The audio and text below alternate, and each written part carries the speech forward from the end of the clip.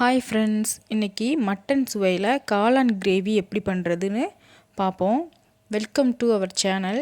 நம்ம சேனலை தொடர்ந்து சப்ஸ்கிரைப் பண்ணுங்கள், லைக் பண்ணுங்கள், ஷேர் பண்ணுங்கள், கமெண்ட் பண்ணுங்கள். வாங்க எப்படி பண்ணுறதுன்னு பார்க்கலாம். காளானை சுத்தம் பண்ணி இந்த மாதிரி கட் பண்ணி எடுத்துக்கோங்க. அதுக்கு தேவையான மசாலாவுக்கு அரைச்சிக்கலாம். பிரிஞ்சி இலை, பட்டை, லவங்கம், கொஞ்சமாக மிளகு, சீரகம், கசகசா எல்லாத்தையும் ட்ரை ரோஸ்ட் பண்ணிவிட்டு மிக்சியில் அடித்து எடுத்துக்கலாம். கொஞ்சமாக நான் 2 பல் பூண்டு, ஒரு துண்டு இஞ்சி சேர்த்து தண்ணி சேர்த்து பேஸ்ட்டாக அரைச்சி எடுத்துக்கலாம். இந்த மாதிரி அரைச்சி எடுத்துக்கோங்க.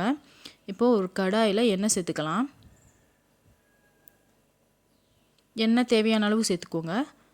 எண்ணெய் நல்லா சூடானதும் கொஞ்சமாக கடுகு சேர்த்துக்கலாம்.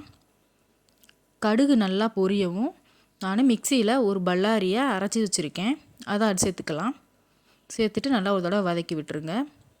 தக்காளியையும் ஒரு தக்காளியை மிக்சியில் அடித்து வச்சுருக்கேன், அதையும் சேர்த்து நல்லா பச்சை வாசனை போகிற அளவுக்கு வறுத்து எடுத்துக்கலாம். கொஞ்சமாக கருவேப்பிலை சேர்த்துக்கலாம். ஒரு கைப்பிடி அளவு மல்லி இலை சேர்த்துக்கலாம். சேர்த்துட்டு நல்லா ஒரு தடவை வதக்கி விட்டுறலாம்.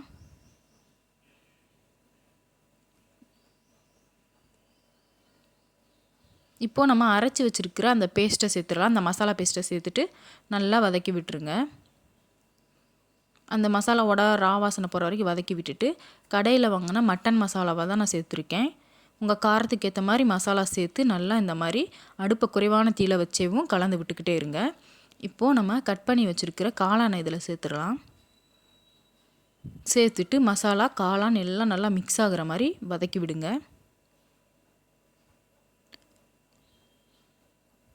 இந்த மாதிரி வதக்கி விட்டுட்டு நான் கொஞ்சமாக உப்பு சேர்த்துக்கிறேன். காளானுக்கு தேவையான அளவு உப்பு சேர்த்துக்கிறேன். உப்பு சேர்த்துட்டு நல்லா ஒரு தடவை கலந்து விட்டுருங்க.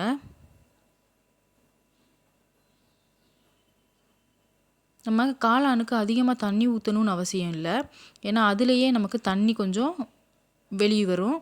அதனால் கொஞ்சமாக தண்ணி சேர்த்து இந்த மாதிரி வதக்கி விட்டுருங்க.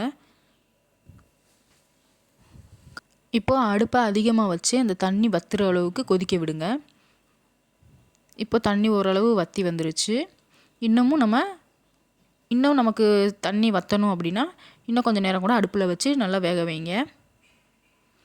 காளான் நல்லா இந்தளவு வெந்து வந்துருச்சு. நான் இப்போ செமி கிரேவி பதத்தில் தான் வச்சுருக்கேன். ஏன்னா நம்ம சப்பாத்தி, இட்லி, தோசைக்கெலாம் தொட்டு சாப்பிடணும் இல்லையா, அதுக்காக.